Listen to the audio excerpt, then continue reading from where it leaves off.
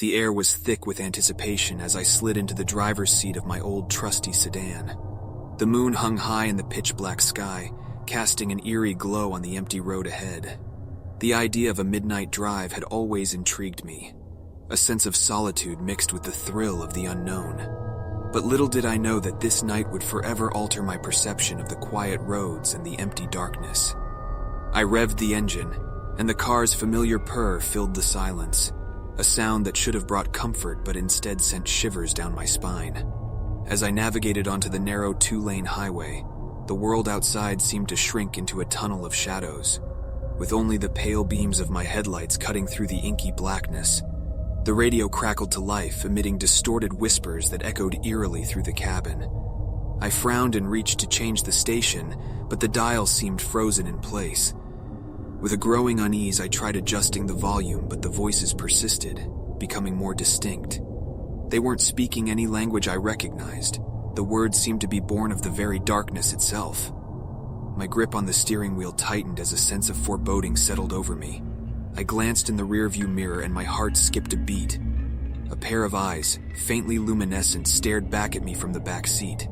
Panic surged through my veins and I jerked my attention back to the road, only to find the once empty stretch of highway now adorned with spectral figures. The figures were mere silhouettes, shimmering in and out of existence like phantoms trapped between the realms. My heart raced as they swayed, seemingly dancing to the unnatural rhythm of the whispered voices that filled the car. My breath caught in my throat, and I fought the urge to slam on the brakes and escape this waking nightmare. But the car seemed to have a mind of its own. It accelerated, the engine roaring louder with each passing second. I stomped on the brake pedal, my foot sinking to the floor, but the speed only increased. The world outside became a blur as my surroundings morphed into a twisted kaleidoscope of fear and confusion. The radio voices grew more urgent, their cadence shifting into a frantic chant that reverberated in my skull. The figures outside the car began to converge, their forms contorting into grotesque shapes. I squeezed my eyes shut, desperately trying to shut out the macabre scene playing out before me.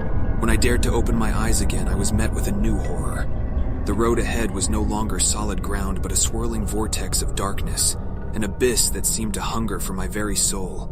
The car hurtled towards it, and I wrenched the steering wheel, trying to regain control. The world spun around me and my stomach churned as the car teetered on the precipice between reality and oblivion. With a jolt, the car lurched to a stop, tires screeching against the asphalt. My breath came in ragged gasps as I stared out at the now motionless figures that had encircled my car. The radio had fallen silent, and the only sound that remained was the echo of my own frantic heartbeat. I opened the car door cautiously and stepped out onto solid ground, my legs trembling beneath me. The air was thick with an otherworldly stillness, as if time itself had frozen. The figures, now unmoving, cast long shadowy outlines on the ground. Their eyes, still luminescent, stared blankly ahead.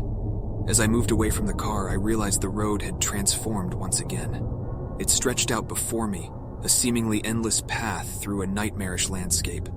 The moon hung low, casting a pale, sickly light on twisted trees and deformed rock formations that seemed to twist and writhe in the corners of my vision.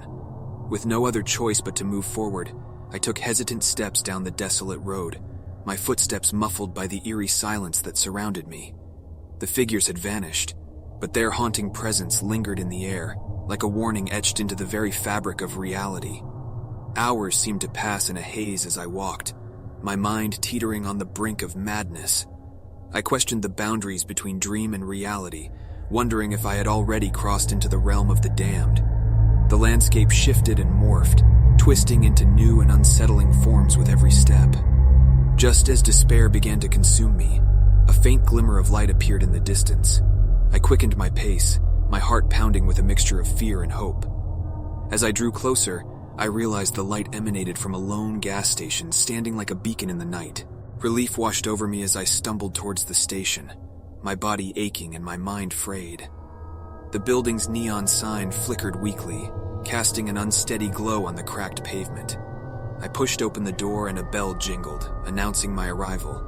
The interior was dimly lit, shelves lined with dusty, half-empty shelves. A lone figure stood behind the counter, their features obscured by a tattered hood. I approached cautiously, my voice catching in my throat as I tried to speak. "Please, I need help." The figure turned towards me and I froze. Its eyes, the same luminescent eyes that had haunted me on the road, stared back at me. A cold realization settled over me. There was no escape, no salvation. The gas station was just another facet of this twisted nightmare. My own scream echoed in my ears as the figure reached out, its fingers icy cold as they closed around my wrist. Darkness enveloped me, and the world around me dissolved into nothingness. I awoke with a start, the familiar hum of my sedan's engine filling the silence. I was back in my car, parked on the side of the road. The moon hung high in the sky, casting an eerie glow on the empty highway ahead. My heart raced as I glanced around, my mind struggling to comprehend what had just transpired. Had it all been a dream? A hallucination brought on by exhaustion and the late hour? I looked around, half expecting to see the spectral figures in the twisted landscape. But there was nothing, just the empty road and the pale moonlight. Shaken and disoriented, I shifted the car into gear and pulled back onto the highway. The radio crackled to life, emitting the faint sound of distant voices. With a trembling hand, I reached to turn it off, but the dial seemed frozen in place. As I drove through the night, the road stretched out before me, seemingly endless and inviting. But I couldn't shake the feeling that something lurked just beyond the darkness, waiting to ensnare me once more. And so I drove on, haunted by the memory of that desolate midnight drive gone terrifyingly wrong.